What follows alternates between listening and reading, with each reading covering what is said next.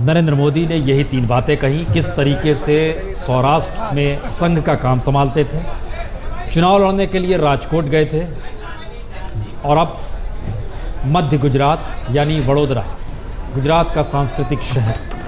मुगलिया दौर से गायकवाड़ की पहचान जुड़ी हुई है। 1721 में मुगल एम्पायर, पिलाजी राव गायकवाड़ वही थे मराठा, और उस मराठा के साथ जुड़े हुए, और उनका रूल जो वडोदरा में था वहीं से शुरू होता है, फिर पेशवाओं के साथ, और उसके बाद पानीपत का तीसरा युद्ध। हर किसी के जहन में इतिहास के झरोखे में गायकवाड़ डायनेस्टी जो थी वो किस तरीके से 1947 तक आई, और फिर किस तरीके से जाहिर है गायकवाड़ ही नहीं तमाम डायनेस्टी धीरे धीरे ख़त्म कर दी गई। लेकिन एक सवाल ये था कि गायकवाड़ परिवार के जिक्र के साथ अपने अतीत का जिक्र करते हुए नरेंद्र मोदी ने वडोदरा से जीत का जो बात कही और जिस तरीके से कही, रामकृपाल जी आपको नहीं लगता है बतौर जर्नलिस्ट की मीडिया से कोई बात तो करनी चाहिए थी? प्रसून जी, अभी वो मुझे ऐसा लगता है कि जहाँ जिस समय के जिस दौर में आज की तारीख में इलेक्शन के दौरान वो पहुँचे हुए हैं, वो नहीं चाहते हैं कि किसी भी तरह की कोई भी कंट्रोवर्सी पैदा हो, इसलिए वो थोड़ा सा बच रहे हैं। उनको जब लगेगा कि मीडिया से नाम का मतलब ही कंट्रोवर्सी है। आप एक चीज़ देखा आपने कि उन्होंने गुजराती में नहीं भाषण दिया, आप सोच लीजिए, उन्होंने हिंदी में बोला। जाहिर सी बात है कि बड़ौदा के साथ साथ तो पूरे देश को संबोधित, लेकिन संविधान की शपथ गुजराती में ली। नहीं, शपथ की बात एक अलग है, लेकिन मैंने भी कहा अभी जो भाषण दिया है, नॉर्मली ऐसा होता है कि जैसे इसके पहले भी मोदी जी को जब आपने विधानसभाओं में इसमें देखा होगा तो स्वाभाविक रूप से वो गुजराती में बोलते अभी कंट्रोवर्सी हो जाती कि गुजरात के हैं क्या? मैं एक, चूंकि आज का मामला ऐसा था कि वो बड़ौदा के वोटर से बात कर रहे थे, वहाँ से गए थे, नामांकन भरा था वो, लेकिन उन्होंने हिंदी चुना। तो बहुत टैक्टफुली और हर कदम वो बड़े फूक के रख रहे हैं कि वहाँ से वो बड़ौदा के साथ साथ पूरे देश के लोगों को संदेश दे रहे थे या अपील कर रहे थे, जो भी था। और इसीलिए थोड़ा सा उनका जब ये होता है कि जैसा मैंने एक दिन आपसे कहा था, बहुत ज़्यादा बोलने से कई बार जुबान फिसल जाती है, कहीं कुछ ऐसा निकल सकता है, तो वो सावधानी बरत रहे हैं। और मैं समझता हूँ कि ये सावधानी बरतना उनके हाथ में जा रहा है। ये पहले व्यक्ति होंगे अगर बिना मीडिया से बात किए प्रधानमंत्री बन गए तो। और इतिहास में ऐसा हुआ जैसा मैंने कहा कि चुप रह करके देखिए, इतना दिन से जो बड़े बड़े सवालों को चुप रह करके वो टाल गए। कितने लोगों ने बड़ी कोशिश कर ली कि इंटरव्यू के लिए मीडिया में आ जाएं, पर्दे पर आ जाएं, नहीं गए। तो जब आपको बिना बोले कुछ चीज़ें ऐसी आपके फेवर में जा रही हैं, तो बोल करके कुछ गलत चीज़ करने का जोखिम क्यों उठाएंगे?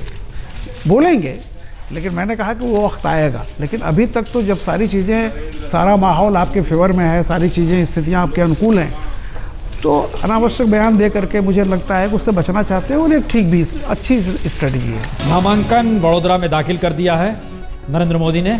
उनके खिलाफ कांग्रेस के उम्मीदवार मधुसूदन मिस्त्री, कांग्रेस ने टिकट दिया है। आम आदमी पार्टी के सुनील कुलकर्णी हैं जो कि मैकेनिकल इंजीनियर हैं, और मधुसूदन मिस्त्री अपने वाले में कहते हैं मैं चाल वाला हूँ। अगर नरेंद्र मोदी चाय वाले हैं तो मैं तो चाल में रह के बड़ा हुआ हूँ। ये भी एक टकराव इस दौर में आकर खड़ा हो गया है। जिस तरीके से अपने प्रस्तावकों में एक राजा परिवार, एक टी वेंडर, जिस तरीके से चाय वाले की उद्घोषणा, जिस तरीके से इस दौर में सोशल इंजीनियरिंग का जिक्र, खासतौर से दलित नेताओं का अठावले हों, रामविलास पासवान हो, ओबीसी के रामकृपाल यादव हों, उदित राज की एंट्री हुई, उधर वाइको की एंट्री हो गई तमिलनाडु। ये सारी परिस्थितियाँ क्या बता रही हैं कि क्या नरेंद्र मोदी के लिए बीजेपी को बदलना है, संघ को भी बदलने की तैयारी हो गई है, या पहली बार हर किसी को नज़र आ रहा है कि ये पूरी स्ट्रेटजी 272 तक पहुंचा सकती है? मुझे तो ये लग रहा है प्रसून जी कि देखिए, सबसे पहला तो यही है कि किसी भी तरह से जो मैजिक फिगर है वहाँ तक पहुँचना, या कम से कम उस अंतर को, जो भी जीत के बाद रहे, कितना कम वो अंतर रहेगा। क्योंकि एक आपने कहा किसी भी तरह से, क्या बीजेपी बदल गई है? संघ बदल गया है? बिल्कुल, मैंने कहा किसी भी तरह से। किसी भी तरह का मतलब ये है कि कैसे भी करके, उसमें बहुत नेगेटिव ये नहीं है, लेकिन हाँ, जाहिर सी बात है कि इसमें हर पार्टी का टारगेट यही है कि किसी भी तरह से, और सबको लग रहा है कि बाकी तो नहीं पहुंच सकते, बाकी पार्टियों का कोशिश। हर पार्टी की बात होती थी रामकृपाल जी, लेकिन बीजेपी अक्सर पार्टी में डिफरेंस की बात करती रही, देसी मिजाज का जिक्र करते रही, शुद्धिकरण का जिक्र आज भी आरएसएस के लोग करते हैं। प्रसून जी, वही बात है, कथनी और करनी, कुछ लोग ये करते रहे, लेकिन उसके नतीजे क्या हुए आपने सब देख लिए थे। मोदी का जो मैंने पहले ही कहा कि मोदी जिस तरह से संघर्ष करके यहाँ उभरे, और हर कोशिश मोदी ने अपने लेवल पर की। आप ये देखिए, चाहे जो भी बिहार में हुआ हो, लेकिन एक अनटचेबल जो उनको कहा जाता था कि इनसे कोई हाथ नहीं मिलाएगा, कोई आएगा नहीं, सबसे पहले रामविलास पासवान, यानी एक वो जो अनटचेबिलिटी का दाग था सबसे पहले मिटाने की कोशिश खुद वो भी मोदी का अपना वो था। और याद कीजिए कि 2002 के बाद जो दो पार्टियों ने सत्ता त्यागा मोदी के खिलाफ, वही दो पार्टीज़ को ले आए सबसे पहले, चाहे चंद्रबाबू नायडू हो चाहे रामविलास पासवान हो। तो आप ये देखिए ना कितना स्ट्रेटेजिकली ये काम किया जा रहा है कि पहले बात रामविलास पासवान चाहे अपना वोट ट्रांसफ़र कर पाएँ या न कर पाएँ, उससे कोई फ़र्क पड़े या न पड़े, सबसे बड़ा उपलब्धि जो मोदी को हुई है वो ये रही है कि ही हैज़ बिकम एक्सेप्टेबल। ये आप देखिए, और पहला कदम वो शुरू हुआ था चंद्रबाबू नायडू, तो उसके बाद आए हैं। तो अगर आपने ये कर लिया तो जाहिर सी बात है कि कहीं ना कहीं आप कोई ये एक संदेश भी दे रहे हैं कि मैं अनटचेबल नहीं हूँ, मैं एक्सेप्टेबल हूँ। और इसलिए अब उस फिगर तक पहुंचना है, क्योंकि एक मैजिक फिगर ऐसी होती है, एक अंतर 250 या 230 कह लीजिए, जहां तक आप पहुंचने के बाद आपको दूसरों के पास जाना पड़ता, और एक ऐसी संख्या आएगी जहां तक पहुंचने के बाद आप निश्चिंत रहिए दूसरे आपके पास खुद आएंगे।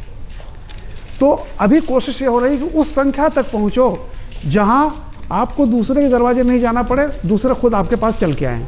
वो संख्या है 235 से 250 की। अगर 235 सच माना जाता है इस देश में कि पार्लियामेंट्री चुनाव में कोई भी उम्मीदवार जो होता है अपने क्षेत्र में 5, 7, 8 करोड़ रुपए खर्च कर देता है, उसके बाद वो नहीं चाहता है कि दोबारा चुनाव हो, क्योंकि उतनी कमाई तो हो जाए, कम से कम फिर कौन जाए चुनाव मैदान में। बिल्कुल सही है। क्या नरेंद्र मोदी, आप जिस आंकड़े की बात कह रहे हैं कि बाकी लोग आने लगेंगे, तो क्या अब विचारधारा का दौर खत्म हो गया, सोच खत्म हो गई? और अगर खत्म हो गई तो इस बात को नीतीश को नहीं समझ पाए? नहीं, मैं वही कह रहा हूँ कि देखिए, नीतीश ने कुछ अति उत्साह में, मुझे ऐसा लगता है, हालांकि उनका अपना फैसला है, वो हमेशा कहेंगे सही है, मुझे लगा, फिर मैं प्रसून जी कह रहा हूँ कि अटैक इन एंटिसिपेशन कभी डिफेंस नहीं होता। धारणा आशंका के आधार पर आप अगर किसी पर हमला करते हैं कि मुझे हमला करने वाला था, इसलिए उल्टा पड़ता है। नीतीश पहले इस देश के पहले मुख्यमंत्री थे जिन्होंने मोदी को लेकर के, मोदी को इशू बनाया और इस लेवल तक अटैक करने लगे, जो गलत किया था उनका शायद ये था, और एक स्वाभाविक था। कोई मुख्यमंत्री किसी मुख्यमंत्री को क्यों अपना नेता मानेगा जब तक कि वो प्रधानमंत्री के रूप में बदल नहीं जाए। तो मैं ये कहता था कि 16 तारीख एक ऐसा दिन होता और आएगा। ये वही नीतीश कुमार हैं जिन्होंने कहा था काट की हांडी बार बार नहीं चलती है, गुजरात दंगों को लेकर जब बिहार में चुनाव हो रहे थे। तो मैं ही कह रहा था कि अगर 16 तारीख को कोई ऐसा फैसला आता है कि मोदी की पार्टी 200-250 के आसपास पहुंचती है, 235, तो वे तमाम लोग जो अब तक ये कह रहे थे कि मैं इसको क्यों मानूं, वो ये कहेंगे कि अब जो है ये जनमत का फैसला है, इसलिए मोदी के लिए नहीं, लेकिन मैं तो पूरा देश कर जनमत के फैसले का ये एक बड़ी महत्वपूर्ण बात है। 2002 में एक ऐसा नेता जिसमें के साथ कोई खड़ा नहीं होना चाहता था, दंगों को लेकर अनटचेबल था, क्या 2014 आते आते वो पारस हो गया? अब हर कोई सटना चाहता है कि सट जाए तो चुनाव में जीत मिल जाएगी।